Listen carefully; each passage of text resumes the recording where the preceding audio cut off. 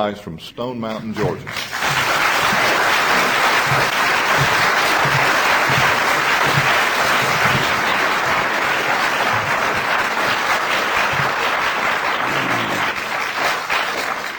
Thank you and good morning.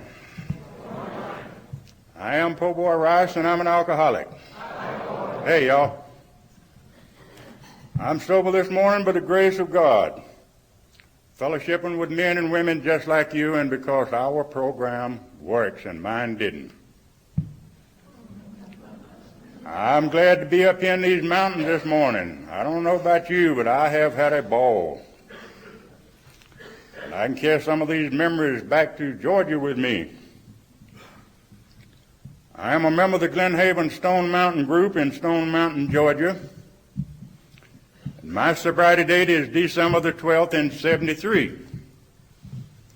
Now that may not impress some of you folks out there, but it just tickled the hell out of my kinfolks.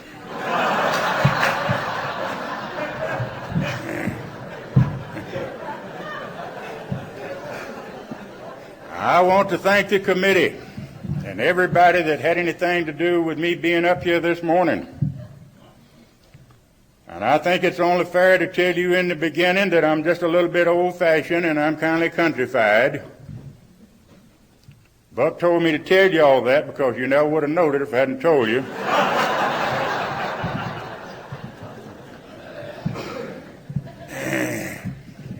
Now, Ron said he never had heard me before.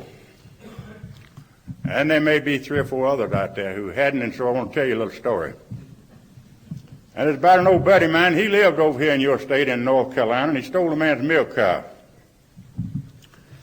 And they gave him 12 months in the chain gang, and when he finished his sentence, he was so ashamed of himself until he moved down in Georgia.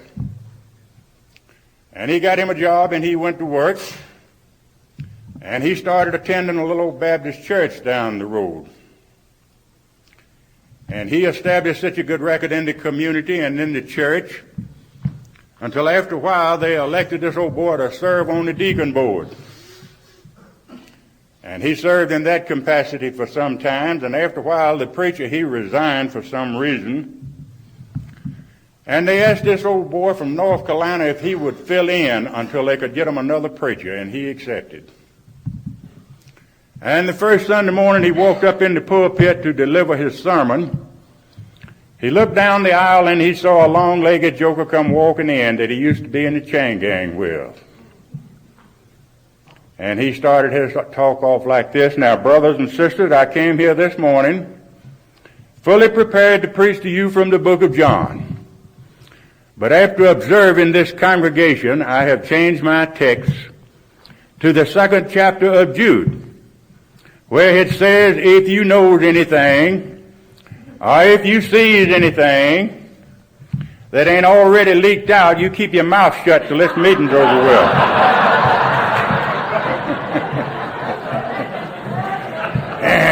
Well, thank God we can laugh. Yeah. I love to laugh, and I love to see other folks laugh. But when I laugh, I have to remember that one day I cried. How about you? Yes, Lord. Laughter is some of the best medicine I believe I've ever found in my life. Just a good old belly laugh. It'll help you digest those turnip greens. Now, Buck, I did quite a bit of research before I found out there ain't no 2nd chapter of Jude. But it worked. You know, I never did mention it around that old boy. And this textbook that says Alcoholics Anonymous on it says our story is disclosed in a gentle way. What we used to be like, what happened, and what we are like now. And I just love to talk about what it's like now. But in order to follow those good directions, I'll have to touch on a few things that's not easy for me to talk about. I was born a little over 75 years ago down there in Rockdale County, Georgia. My old daddy was a sharecropper and a moonshiner. And we lived in an old house over in the field. And everybody who lived on this plantation was sharecroppers and moonshiners. and we never had any money. But the man who lived up on the hill had a little commissary in his backyard.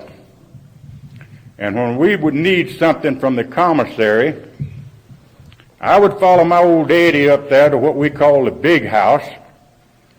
And them poor white folks and those black folks didn't go to the front door. You went around to the back door. And I have stood there and watched my old daddy standing there with his hat in his hand and say, would you please let me have this or let me have that? And I resented that. So those resentments started on back just as far back as I can remember, seeing my old dad stand there with his hat in his hand and beg for something. And I developed that attitude, I'll never beg. I'll never beg for anything, and that got me into a lot of trouble. And I don't know just how old I was when my old dad moved us to Atlanta. And he moved us into a part of the city, and if you know anything about Atlanta, you'll know about this part of the city. They called it Cabbagetown. And then, as it is today, it was a real slummy era. And I think everybody that lived on the street we lived on was a produce peddler or a bootlegger. And every little old boy that I began to associate with was a graduate from some reform school or he was a candidate for some reform school. If he hadn't been, he's on his way. Now, we all know what it's like to be young at some time or another. And we like to be accepted by the people that we're so closely associated with. And I'm no different from anybody else. I wanted to be accepted. And I began to do the things the other boys did. And I can remember sometimes these kids' dad would buy them a bicycle. And my old dad was so poor he couldn't buy me a bicycle, and I'd steal one. And a little bit later on, some of these kids' dad would buy them an old hot rod. And my dad couldn't buy me a hot rod, and I'd steal one. So I always had just as much as the rest of the kids, but mine was all hot. Now, they don't do this down in Georgia today, but they did then. And when I was 16 years old, this was back in March of 1929, and they had me up in the courthouse, I found out that the law frowned on some of them things I was doing. And I never will forget what that judge told my mother. He said, I'm going to send your boy to a chain gang camp and let him see what it's like out there, and then I'm going to turn him back out, and I'm sure your boy will be a better boy. And, of course, we would believe anything anybody told us, especially the judge. And so I went off to the chain gang in March of 1929, and I expected to get out that night or the next morning. That's what the judge said, I thought. But they kept me 4 years. And so here, mixing and mingling with the people that I was so closely associated with and wanting to be accepted, I had become a real smart aleck. Now, I've got another name for that, and I suppose you have too. I hated everything that stood for law and order, honesty, decency, and respectability. And that's a condition I was in 4 years later when I came out on the streets of Atlanta, and I drank liquor day and night.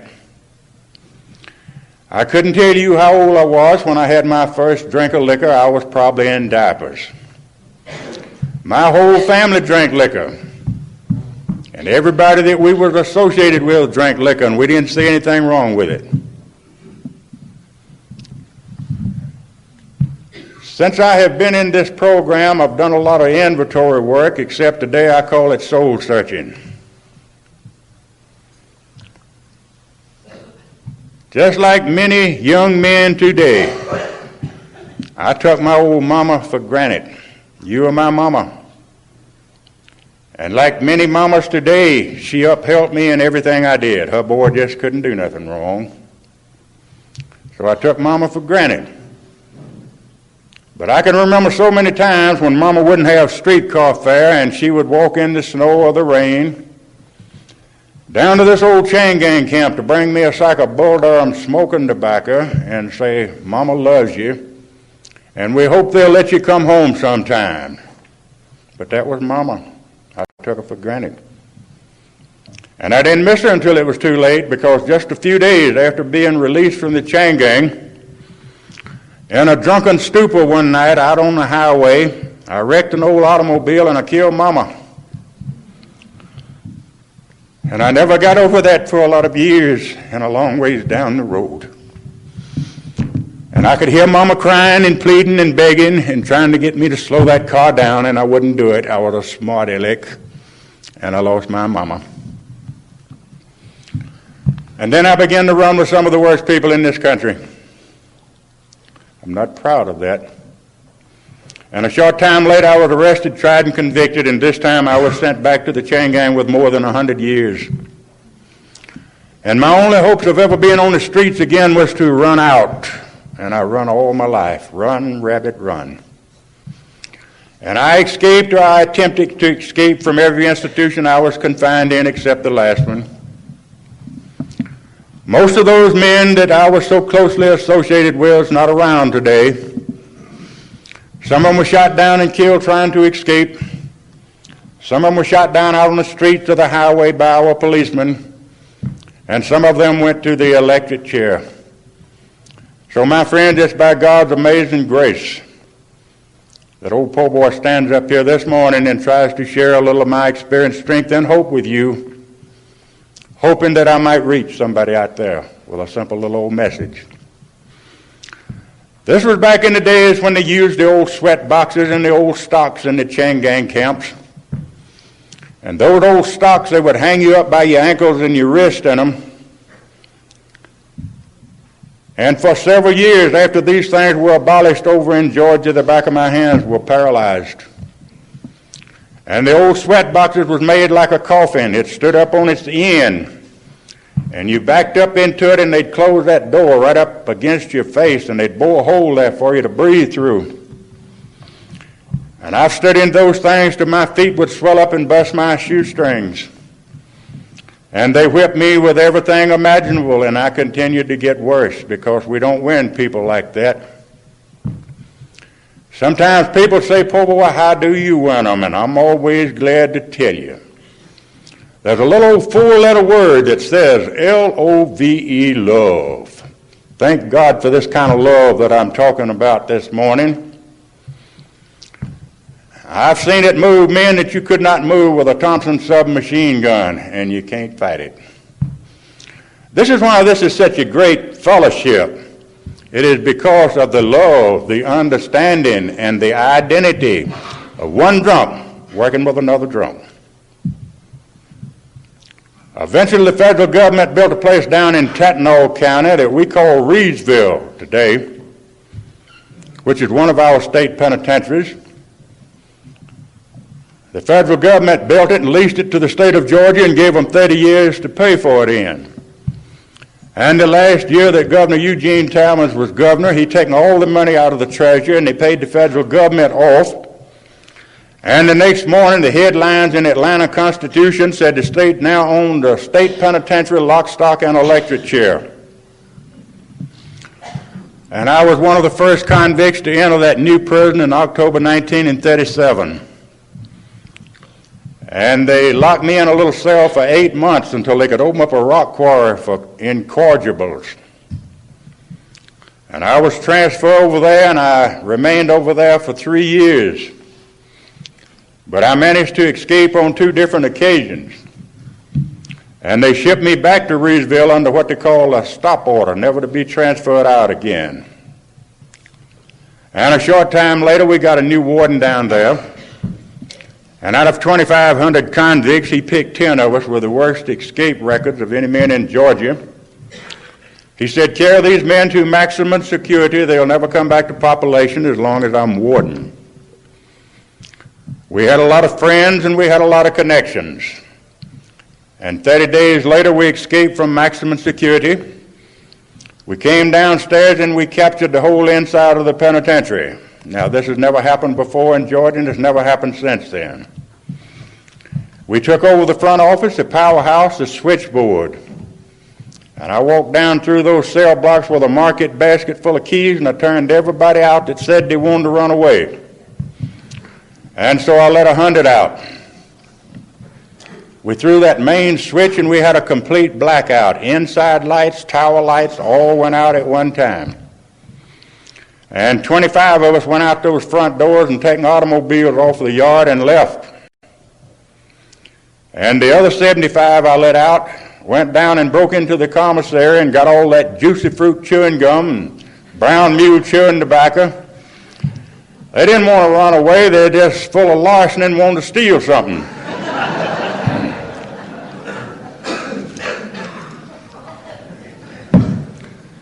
And the governor offered a $1,000 reward, dead or alive, for every one of us. And within another month's time, we were all back in jail somewhere, with the exception of one little old 17-year-old boy, and he got drowned in the river that night. And so they started what they called an 8-ball squad. Our heads were shaven, those old pick irons welded around our legs, and we were placed out in a stump digging detail. And every state trooper in Georgia would have to come down there 10 at a time and do 10 days guard duty over this detail, that they might know these men anywhere on site. We was not allowed any mail privilege or any visitors, not even any lights in our cell, and life looked pretty hopeless in those days. And most of these men began to break their arms and to break their legs and to cut their heel tendons, known as the heel string. And some of them crippled themselves for life. And the word got back up at the Capitol as how these men was crippling themselves. And the governor picked a group of men to come down and make an investigation and come back and recommend something to do about this. He picked the president of the Senate, the speaker of the House, a lot of judges, probation officers, newspaper reporters, and photographers. And one other man that I'll never forget as long as I live. His name was Mr. Wiley Moore. And Mr. Moore was a millionaire banker in Atlanta. And the governor asked Mr. Moore to head up this group and said the state of Georgia will back you men up 100% in any recommendation you make. And so they came to Reedsville, and we were driven out of these old muddy river bottoms into that old dark cell house. And Mr. Moore said, "Open the door, I want to go in here and talk to these men." And they said, "You can't go in there because it's too dangerous." And this was the first time in my life I ever heard anyone talk about God in a respectful manner. Mr. Moore talked about the God of his understanding, and he said, "I'm not afraid to go in there." And that got my attention. This man was for real. They opened the door, and we followed him to the rear of this old cell house, and we sat down in a circle. And Mr. Moore sat down in the center of this group with tears just flowing down his face, and he brought us a message. He talked about the God of his understanding. He said, "You can't buy it, it's not for sale." And the most amazing thing of all, he said, "You don't have to be good to get it. You just accept it." And I could not, for the life of me, understand that kind of talk. But I had all the respect in the world for that man. That man was not afraid. He was for real. He said, "I'm going to take those old stripes and those old chains off of you. I'm going to let your hair grow out so you'll look like a human being." He said, "I don't care how many life sentences you're serving. If any man in this detail would just do 5 years with a perfect record, I guarantee you a parole." What an opportunity. He said, "I'm going to let you pick any job in this institution that you might learn a trade that'll be worthwhile to you one day on the streets." There was only one man in that detail that taken advantage of that great opportunity, and as far as I know, he is the only one other than myself that's still living today. He's an old grandpa. He never got in trouble no more. But you know what kind of job I asked for? I asked for a job down in the stewards department. Now that's where they got all that meal and sugar and syrup and yeast. Well, I think we're fixing to identify here a little bit now.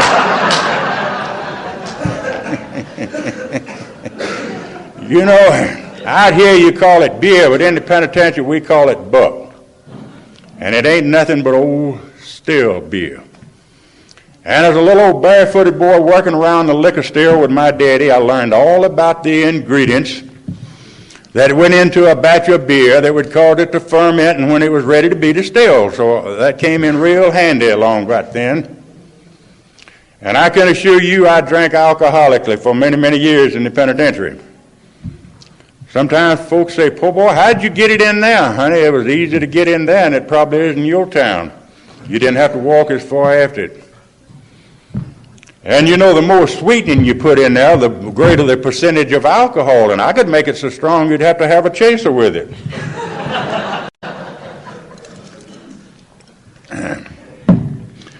There was a lot of things that happened the next few years. A lot of them were tragedies, and I don't talk about them. It wouldn't help you either one. But there was a lot of humor along the way, and I just love to look at the humor side of life.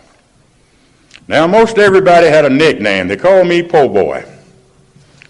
And I had a little old buddy there, and he had a nickname. They called him Hitler. And if there was anybody in Reedsville that loved that old buck as good as I did, it was Hitler.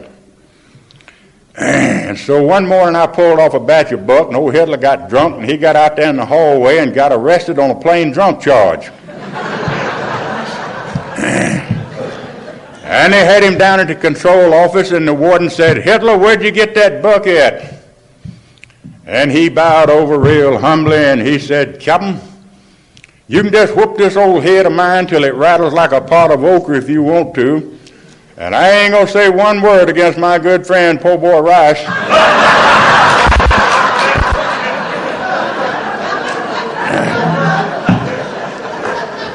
Now, old Hitler swore he didn't snitch on me. He didn't know how they found it out. But then, as many other times, we'd have to go upstairs and eat bread and water for a few days. So it was just a merry-go-round. That's the way I was doing time. But I used just a little extra freedom I had of mixing and mingling with the other convicts and scheming and plotting and planning. And after a while, I got me an old pistol smuggled in there. And I got up there one morning, I was so drunk I didn't know I was in this world hardly, and I enticed 5 of these other men to help me. And we captured 19 of those free people and had them all tied up in haywire, using them as hostage, trying to go through the gates with them. I can honestly tell you people this morning, thank God I didn't get through those gates that morning, because I certainly wouldn't have been living today. And anything that I tell you that happened to me, don't you feel sorry for Po' Boy, because I asked for every bit of it. You know, I was in this program for a long time before I realized and accepted the fact that I am responsible for my actions. And if I'm responsible for my actions, I think you're responsible for your actions. Yet I came to this fellowship blaming people, places, and things for the condition I had got myself into. So they stripped me off naked, and I was beaten till I was bloody as a hog, and I went to the death house. And there I remained for the next 2.5 years, right in the shadow of the Georgia electric chair for safekeeping. Now, they don't use that thing very often down now these days, but back during those years, the state of Georgia was leading this nation in executions, and I had a ringside seat. This did not make a Christian out of me, but it certainly did change my attitude about a lot of things. So many of these men wasn't as old as I was, and some of them hadn't done as much as I had. But on the spur of the moment, they committed some crime against society that they had to pay for with their life. 2.5 years later, I came back to population, and I had a thought like this: when I go again, I'll go out that front door a free man, or I'll go out the back gate in a pine box. I give up. I can't beat you. And in my way of thinking, for the next 7 years, I made what I called a good record. Now, I stayed drunk most of the time, but I stopped trying to escape. And I never had made a record like that in my life. And by this time, we had a pardon and a parole board over there in Georgia, and people began to take notice. Every year they would come down there and interview me and make a recording of my attitude and carry it back up to the Capitol and play it. Gosh, that was a mess. But after 7 years, the chairman of the Pardon and Parole Board said, "Po boy, we feel like you've been in long enough, but you've been too closely confined for too many years to be turned out with the public." I didn't know anything about World War II. I had no trade. And I think that man knew a whole lot more about me than I did about myself. He said, "We're going to recommend that they send you out to a road camp and let you mix and mingle with the people out there. And when you get used to being around folks again, then we're going to give you a parole." And sure enough, they shipped me out to a road camp. And my kinfolks could come see me every Sunday. And they told my kinfolks that he's just up here on trial, and if he'll do good for 1 year, we're going to give him a parole. And I felt sort of like a misdemeanor then. I'd count the months and the weeks and the days off until that year was up, and they sent me a big long envelope and said, "Stay another year." And that like to have broke my heart, because I was a real weak individual and I didn't handle disappointment too well. I come to find out later on that they did this for psychological reasons, to see if I could handle it, and I almost missed the boat. Because I had a thought like this: when my folks come out here Sunday morning, I'm going to get what little money they got and I'm going to leave, because I could have left real easy then. But all these years I'd been gone, my little old brother and sister had grown up, and they had families of their own, and they had all become church people. And I never could understand why they didn't talk to me about God. I guess they just thought I was a hopeless case.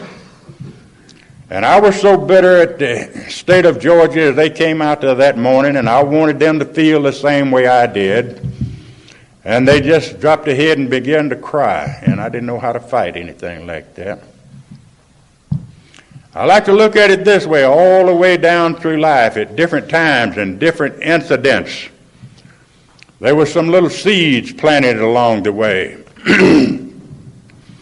Mr. Moore planted a seed down there in that old cell house that day. And my little old sister planted another one that morning. She said, "I know you don't have a God, but I do." And she said, "There's a lot of folks praying for you. Don't louse this thing up. Let me go back up to the Capitol." I owed my sister a lot. She had run her legs off for many, many years trying to help me. But then, just like my mother, I took her for granted. You are my sister. You are supposed to do all these things, I thought. And I like to look at it this way: these little seeds that were planted along the way, one day, way down the road, they began to sprout. And they began to come toward the surface, until one day, thank God, they blossomed out in a program called Alcoholics Anonymous. And that's all I know. And that's all I need to know. Everything that I know today that is beneficial in my sobriety and my way of life, I learned it in a program called Alcoholics Anonymous, and I get excited about it. Sure enough, the next day they said, "Po boy, you stay in tomorrow. Somebody's going to carry you up to the Capitol. They want to talk to you some more." I couldn't hardly sleep on that old bunk that night for thinking about a God somewhere that Mr. Moore talked about, that my sister talked about. I couldn't hardly sleep that night. Sure enough, they carried me up to the Capitol. There's a lot of folks up there representing me. I didn't know them, just friends of my family. And they said, "We're going to reconsider, and we'll let you know in a few days what our final decision is." And a couple of weeks later, I was paroled, and I'd been in 20 years, 1 month, and 2 weeks. And back in those days when you made parole, somebody would have to come pick you up and carry you home and bring you some clothes to wear. And I never will forget, my sister brought me a sports shirt and a pair of slacks. And that was the first time in my life I had ever owned a pair of breeches with a zipper on them. Now, honey, I'm telling you, that turned me on. I'd catch myself standing in front of the mirror going, zip, zip, zip.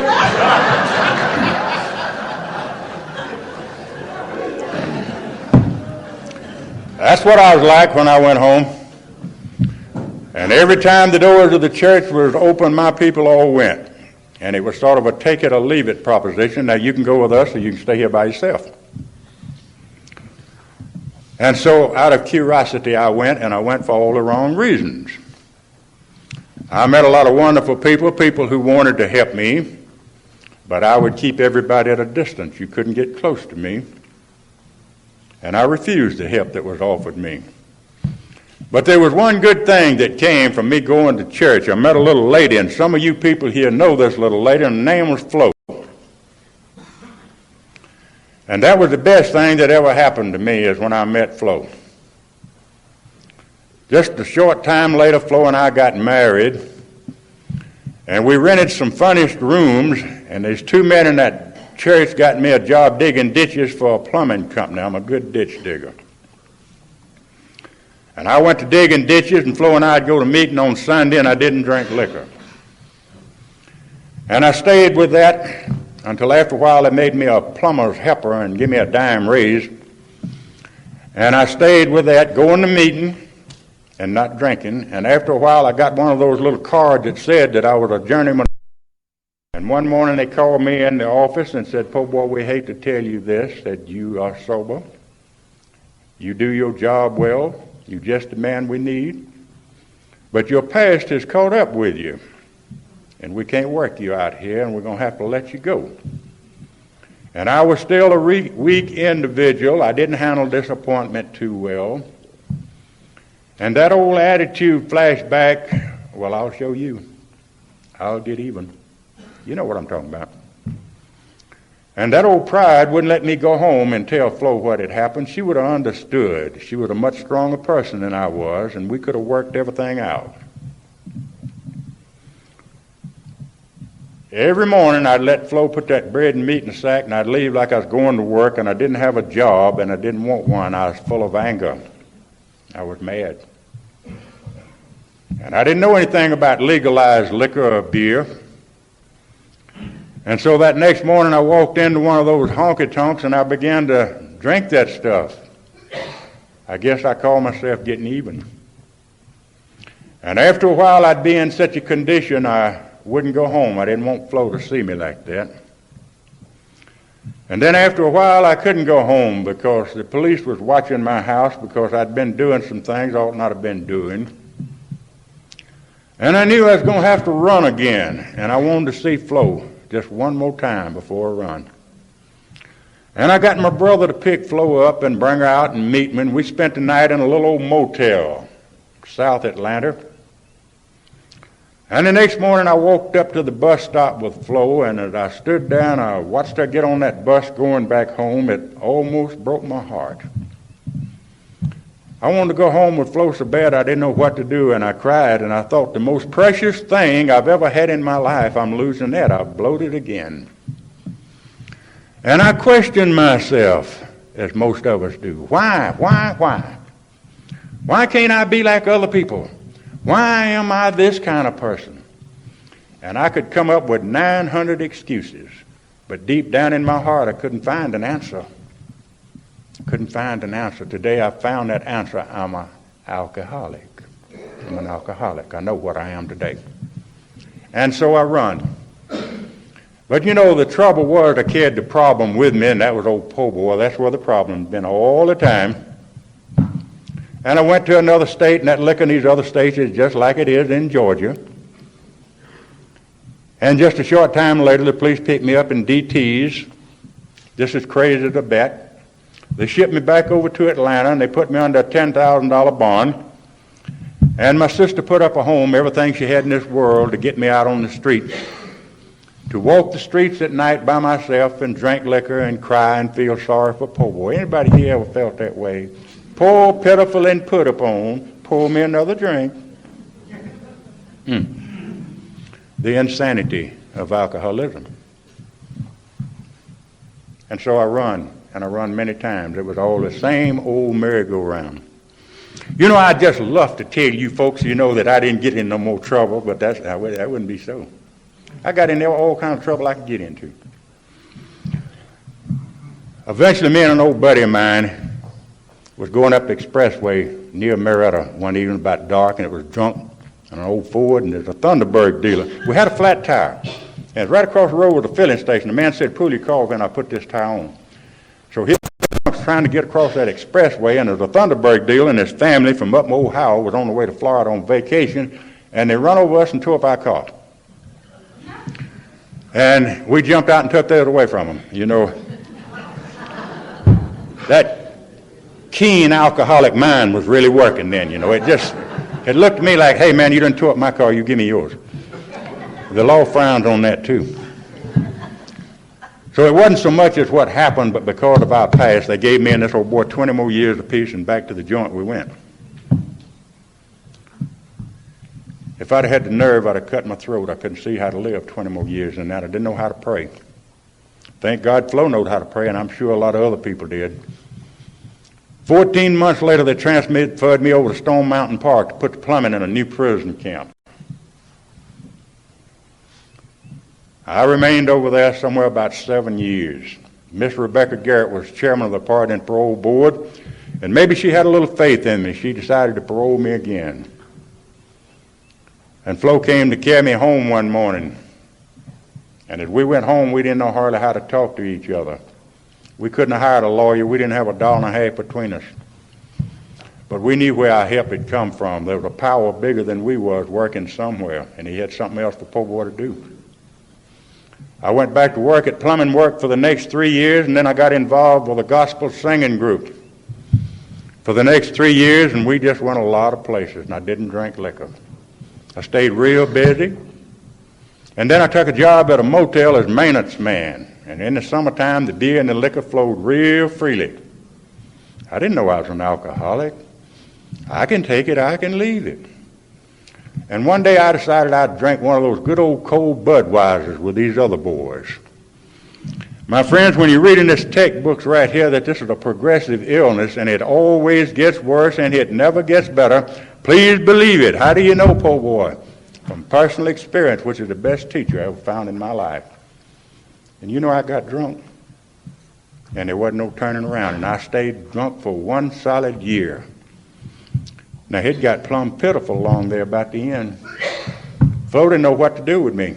They told her to put him over in Peachtree Parkwood. She put me over there, and back in those days, they had a little deal going out there. They thought they could taper you off.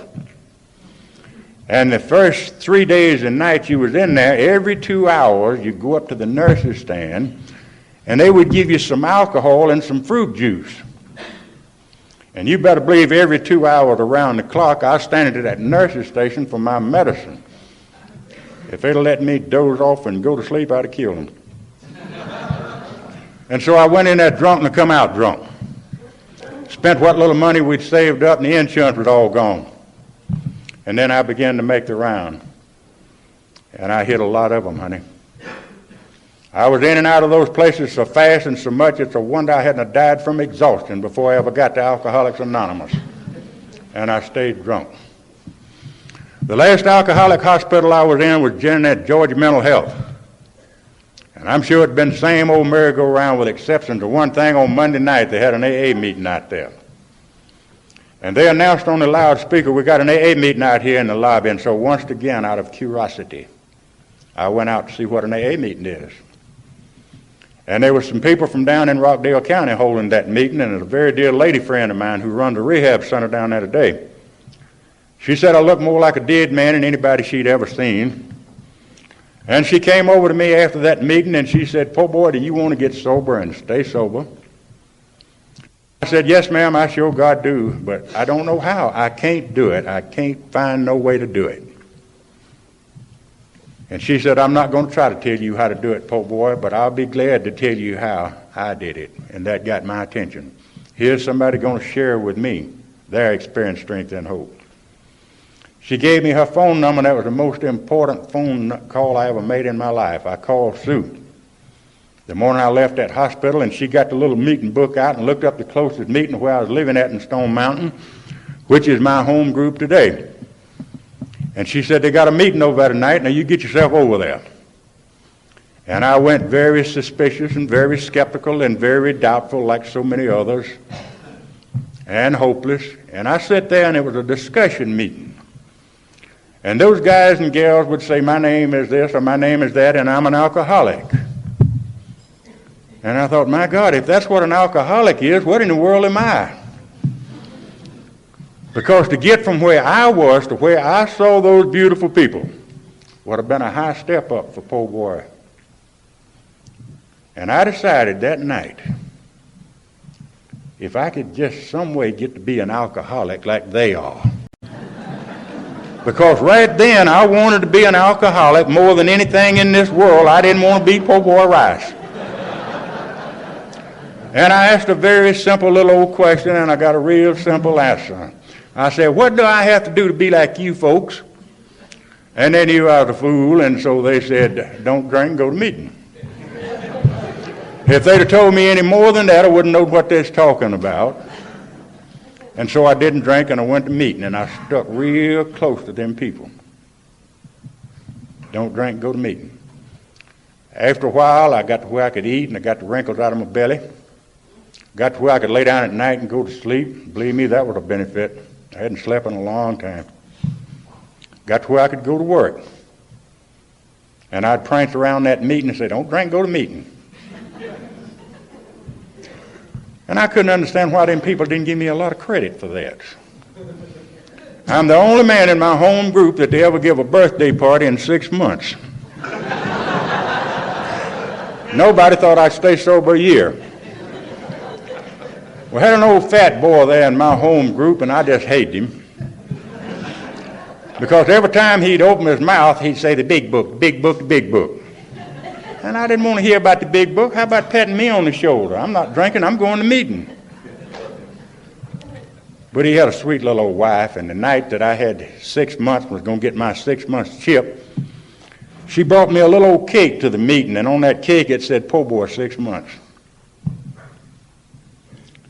Now, them old-timers knew that they had to figure out some way to get me to be pretty regular in that meeting.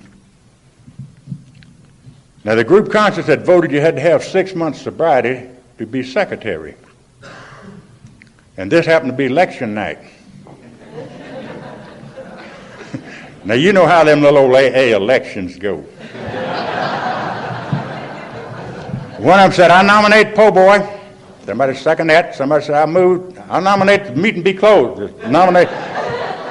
Second that, you're it. I said, what? You secretary. And I thought I owned my own group. I know there's a lot of y'all out there went through that stage, you know. Don't drink, go to meeting. And I'd go down and make the coffin, set up the meeting. I'd tell folks where they could sit and where they couldn't sit.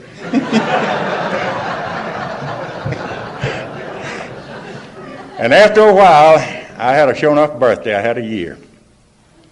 And Flo was a real quiet person. She never would talk in a meeting. And I'd seen them other people have birthdays, and I figured Flo was going to come up and give me my chip and a little sugar. And then I was really going to strap a story on them people. But it didn't work that way. She gave me that chip, and she turned around to that microphone, and I thought they was going to have to call the fire department out there to get her to shut up. Because she began to cry, and she began to tell those people that we had a home now, and we never had a home before. You know, that tore that little story of mine all to pieces. And I just bowed my head and sat down, and that's the way God wanted it. Well, I lost that high-ranking job in AA as secretary and had to come down and be just a regular AA member. And about 6 months later, those meetings started getting a little bit dull and a little bit boring. And my friends that come as near getting me drunk as anything that happened since I came to this fellowship. Just don't drink and go to meeting. Because that will get us sober and keep us sober just about as much as sitting in a hen house will turn us into a chicken. I didn't want to get drunk, but I almost got drunk, and I sat in front of a package store, and I remembered a simple little old message that an old man brought me one time. And he told me it was in this book here that there'll come a time when we'll have no effective mental defense against that first drink. Our defense has to come from a higher power. And I bowed over that steering wheel and I said, God help me, I just flat can't help myself. Because that obsession to drink was bigger than I was. Willpower wouldn't get the job done. And when I asked for his help, something happened. I turned that car around and I went back home. But I knew that if I was going to stay without that drink, and if I was going to get what this program had to offer, and I was going to have to get me a sponsor. And all this time I had been arguing about sponsorship and a 4-step inventory. I really have upset some meetings. And guess who I asked to be my sponsor? It was that old fat boy that talked about the big book. I didn't like him. But I knew that old boy would tell me the truth, and he didn't care whether I liked it or not. And I went to him and I said, would you consider being my sponsor? Now, he's one of those kind of fellows, when he laughed, you know, he didn't open his mouth, his old belly just jumped up and down. He said, Po boy, I've already seen you celebrate a birthday. He said, now, what makes you think you need a sponsor? And I said what I'd heard so many other people say, and still do today. Well, my program ain't working too good right now. And his old belly jumped some more, and he said, oh, yes, it is. Your program's working real good. It was your program that got you to our program, and our program's called Alcoholics Anonymous. And now if I'm going to be your sponsor, the first thing we're going to have to do is get rid of your little old program before you get drunk. Gosh, I hated him. He said, what do you think about an inventory? I said, I don't know how to do that. He said, I know it. He said, will you start on an inventory if I'll show you in that big book what it suggested that we look for? He knew how to keep them props cut out from under me. And I said, yeah. And he got me into an inventory. And after a while, I called him one morning and I said, I have finished my inventory. I want to do that 5th step. He said, run that by me again. I said, I've done finished the thing, man. He said, you got a 12 and 12? I said, yeah. He said, turn to page 50 and read it. And it said a 4-step inventory, but the beginning of a lifetime practice. Said, you through yet?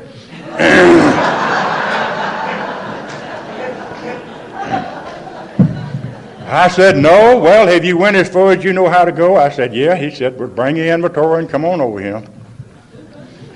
Me and Flo went over there, and her and this man's little wife, they sit upstairs. He had this book in his hand, and I had my inventory, and we went to the basement and shut the door. And I did a 5th step.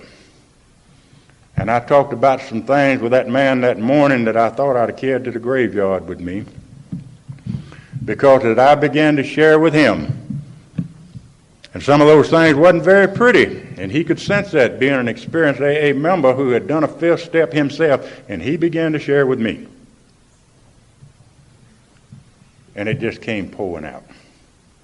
And I felt so good. I want you to picture in your mind, if you can, when I'd done that 5th step, here's 2 big old ugly men. And we stood up there that morning, and he cried, and I cried. And it was the first time in my life I had ever told another man that I loved him. And he told me he loved me. This is Alcoholics Anonymous. That's why I get excited about it. And it works. It really does. It works. And then we talk about making amends. I needed that man to help me because I know today that I could have really loused up some things. I needed him to guide me. That old boy lives down in Mississippi today. I don't get to see him too often, but we keep in touch by telephone. I don't want to go over time here, Buck. I'm going to close this thing out now. I want to share something with you. Just because we don't drink liquor, this doesn't mean that things are not going to happen that we consider as bad things. They always have and they always will. There's been a lot of good things that happened to Po Boy since I became willing with God's help to live this program. And one of the most major things, several years ago, after being on the streets for 13 years, and well into this program, I received something that don't many people ever get down in Georgia unless they can prove their innocence, and I couldn't do that. But I received a full unconditional pardon from the state of Georgia. Thank God, free at last, free at last. First time I'd ever been free since I was a little boy. And I bowed my head and cried and thanked God. And little old Flo followed me all over this country. Back in June of '85, Flo and I came out of a conference one Sunday afternoon, and the following weekend I was supposed to have been in a convention down in Jackson, Mississippi. And on Tuesday morning, Flo and I was on our way to an AA meeting, and Flo had a stroke. And we put her in that Rockdale County hospital, and she lasted 15 days, and I lost Flo. And that was the worst thing that had ever happened to me in my life. I didn't think I could go on. And in August, I was supposed to have been in the Southeastern Conference over here in Louisville. And I said, I can't go. And some of y'all know Joe Phelan, our trustee. He said, "Po boy, you got to go. You're not running nothing. You just go." I didn't want to go, but I went, and I'm glad today that I did go. And it wasn't easy for me to talk up there that night because my mind was going back. Everywhere Flo and I would go, when it would come my time to go to the podium, Flo would say, "Honey, which one of them old suits you going to wear tonight?" And I had two. I had an old brown one and an old black one.